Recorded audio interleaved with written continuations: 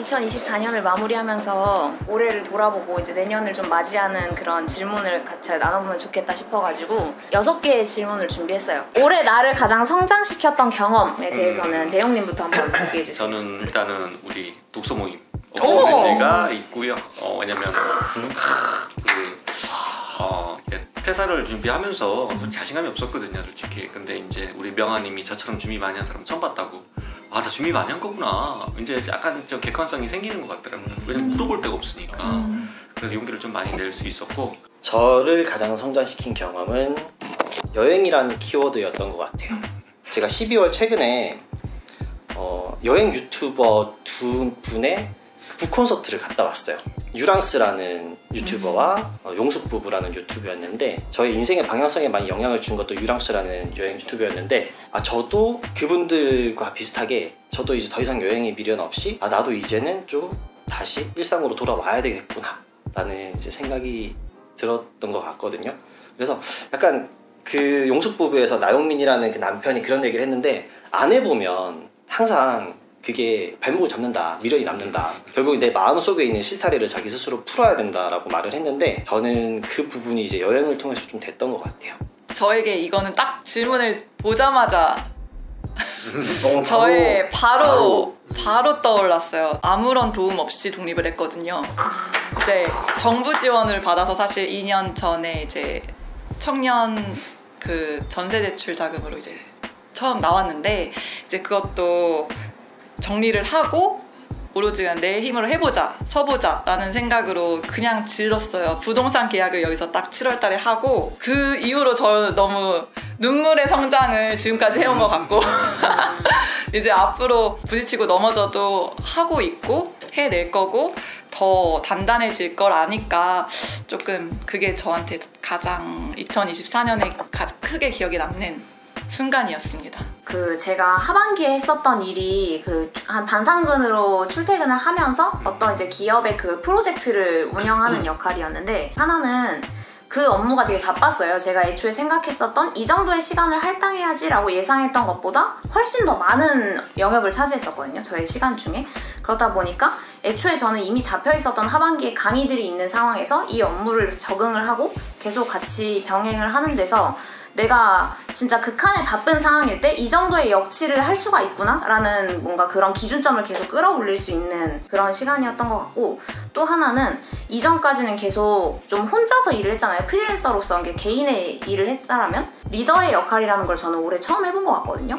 뭔가 누군가를 움직이게 만들고 같이 뭔가 하나의 방향을 보고 나아가고 그런 것들을 하면서 생각보다 이게 되게 어려우면서도 재밌다라는 느낌을 많이 받았어요. 그래서 앞으로도 내가 가능하면은 뭔가 팀 작업 같은 거를 많이 만들어가지고 자발적으로 움직여보면 좋겠다 이런 생각을 하게 됐던 게 저한테 가장 큰 성장 경험이었습니다.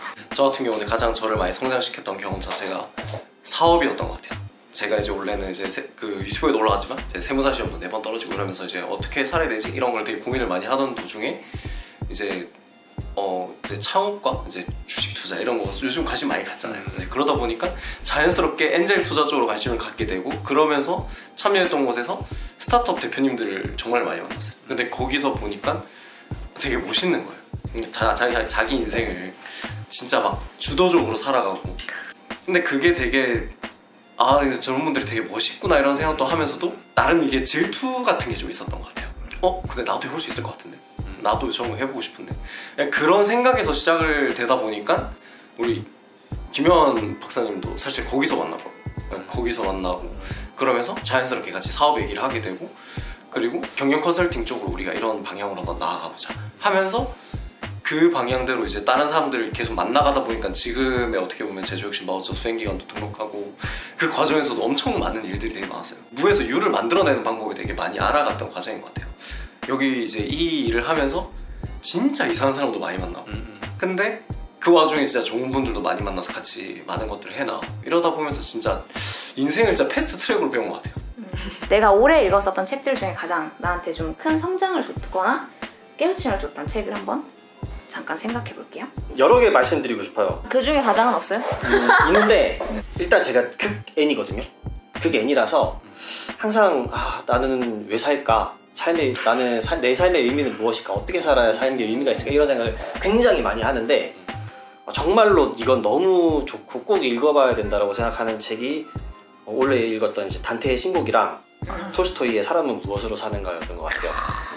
이제 어쨌든 고전 명작이 주는 어떤 감동과 우리한테 제시해주는 어떤 교훈이나 삶의 방향은 되게 극명하다는 생각을 하고 결국은 인류애적인 마음을 가지고 살아라라는 메시지라서 되게 와닿았고 그리고 이제 가장 임팩트 있었던 책은 제가 며칠 전에 갔다 왔던 그 북콘서트에 유튜버 유랑스 제 와이프인 이면주님이 쓴 유랑하는 자본주의자라는 책입니다.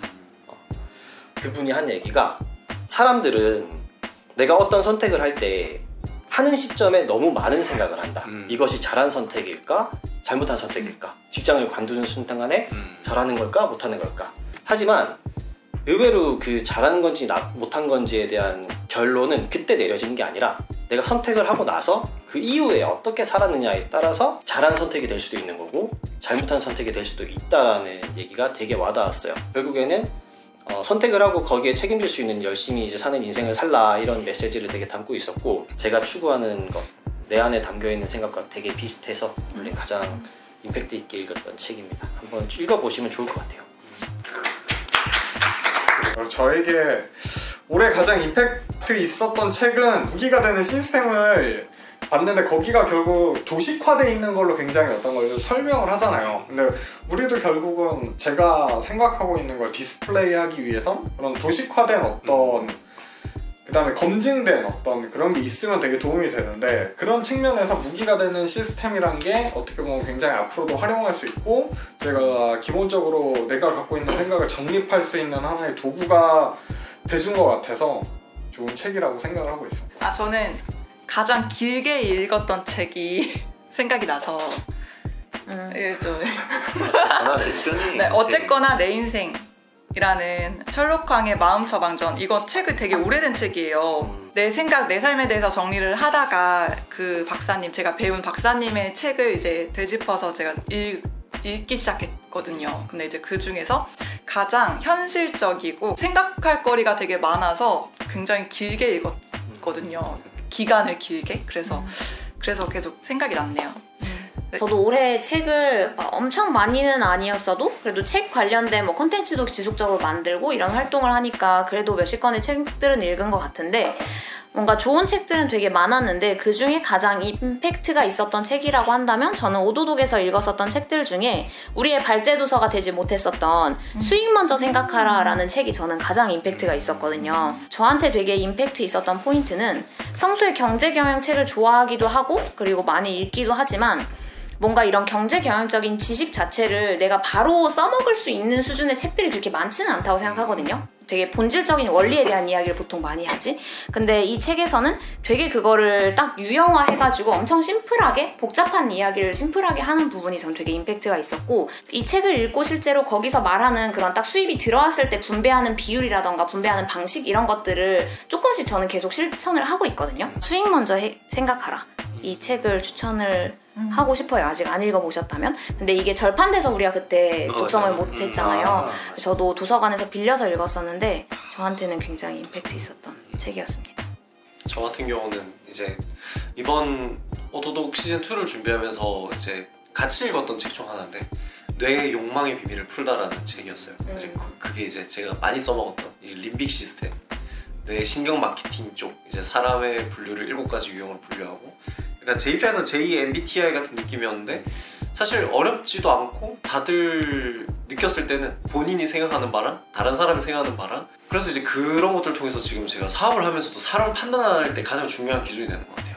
이 사람은 약간 어떤 게 정말 중점적으로 생각하고 있는 사람이고 어떤 게 이 사람의 취약 포인트인지 그러면 이제 그거를 건드리면 안 되잖아요. 어떻게 이 사람이 원하는 걸 계속 할까 약간 이런 것들을 계속 생각하다 보니까 솔직히 말하면 아무런 베이스가 없는 상태에서도 그래도 뭐라도 할 수 있었던 게 그거 덕분이지 않았나. 저는 그 요하나리의 벌거벗은 정신력이라는 책을 올해 가장 감명 깊게 읽었는데 요거를 통해서 이제 조금 알게 된 거는 결국에 이제 그 우울증이라는 게 걸리면 사람들이 사회에서 격리되고 자기 생각으로 혼자 빠져드는 느낌이 좀 강하고 이게 회복되려면 이 사회랑 개인이랑 연결을 시켜주는 게 굉장히 중요해서 이제 베트남 같은 경우에는 우울증 같은 게 걸린 사람이 있으면 그 사람한테 농사를 지을 수 게 옆에서 도와주는 게 아니라 같이 옆에서 밭도 갈아주고 그다음에 그 일을 같이 하면서 이제 소도 같이 뭐 키우면서 이런 식으로 같이 일을 해준다고 하더라고요. 그러면 그 사람이 사회 속에 자동으로 녹여 들어가면서 그 치유가 된다는 과정.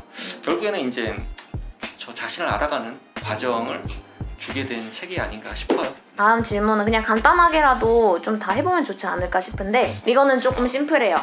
올해 나한테 가장 고마웠던 사람이 뭔가 항상 옆에 있는 사람일 수도 있고 아니면 올해 유난히 뭔가 내가 큰 도움을 받았거나 하는 사람일 수도 있을 것 같은데 저는 가장 고마웠던 사람은 우선 성직이 가장 고맙긴 해요. 왜냐하면 제가 약간 맨날 얘기하지만 제가 약간 되게 드라이한 사람이거든요.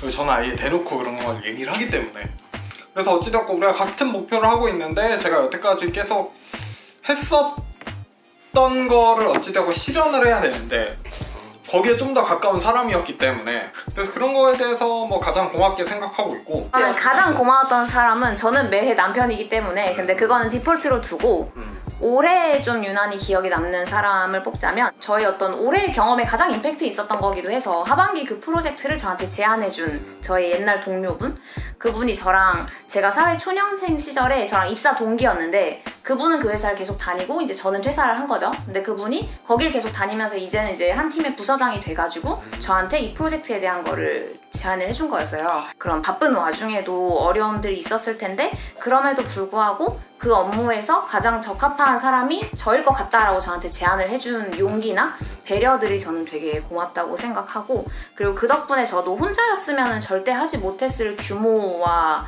그런 수준의 그런 사업을 할 수 있어가지고 저한테는 되게 큰 도움이 많이 됐어서 네, 그 동료분을 생각했어요. 저는 사원 오빠 얘기하고 싶었어요. 오랫동안 알고 지냈고 제가 의지하고 되게 믿는 분 중에 한 분이긴 한데 제가 어저께 이 공간에서 굿사이드 프로젝트라고 수업을 진행을 한번 했어요. 일일 클래스를 연결해 주셨거든요. 감사하게도 되게 좋은 경험을 제가 했고 딱 시기가 어떻게 잘 맞아서 정말 생각지도 못했는데 저를 생각해주는 사람이 있구나. 오렌지에 제가 들어오길 잘했다 이런 생각을 또 하게 된 순간이었습니다. 저는 이제 좀 식상할 수도 있지만 저는 우리 김하 박사님이 제일 감사하고 고마워요. 여기다 아주 그냥 내가 먼저 얘기해서 그런 거예요. 아니 저는 이제 동업이 두 번 뭐 동업이라고 할 것까지도 없는데 이미 팀 프로젝트로 진행하던 게 2번이나 빠그러졌어요. 근데도 이제 어떻게 보면은 지금 좀 더 미래를 같이 그리고 이제 지금 이 순간을 같이 견뎌줄 수 있는 사람이라는 게 그래서 저는 제일 고마웠던 사람이 김하 박사님이었어요. 저도 식상하죠. 뭐 저도 와이프예요. 사실 와이프 매번 고맙긴 하지만 아닌 건 이제 친한 분들은 아시는데 원래는 유독 더 고마웠던 것 같아요. 제가 가장 힘든 시기에 그게 되어주고 든든하게 버텨줘서 솔직히 말하면 저는 원래 가장 큰 포커싱이 생존이었어요. 어떻게든 버텨내보자 이 힘든 시기를. 리커버리와 생존이었는데 덕분에 가능하지 않았나. 네. 내년엔 다른 사람이 고마워졌으면 좋겠네요. 저희 시간 관계상 다 못 다룰 것 같은데 우선 5번째 질문은 이거였어요. 올해 내가 새롭게 깨달은 것이 있다면? 이라는 질문을 던져보고 싶었고 이거는 한번 각자 생각해보시면 좋을 것 같아요. 그러니까 되게 뭔가 심플한 진리 같은 것도 사실 내가 머리로 인지하는 것과 진짜 마음으로 이해하는 게 되게 다르다고 저는 올해 많이 느꼈거든요. 그래서 이 질문이 있었고 마지막 6번째 질문은 내년을 준비하면서 2025년에 내가 꼭 배우고 싶거나 실천하고 싶은 한 가지를 좀 정해보면 좋겠다라는 질문을 한번 던져보고 싶었습니다. 그래서 올해 저희가 또 오프 더 오렌지로 같이 만나가지고 많은 시간들을 함께 했는데 고생 많으셨고 내년에도 잘 부탁드린다는 인사를 하면서 영상은 마치도록 하겠습니다. 고생 많으셨습니다. 고맙습니다. 한번 보고 인사해주세요. 빠이빠이.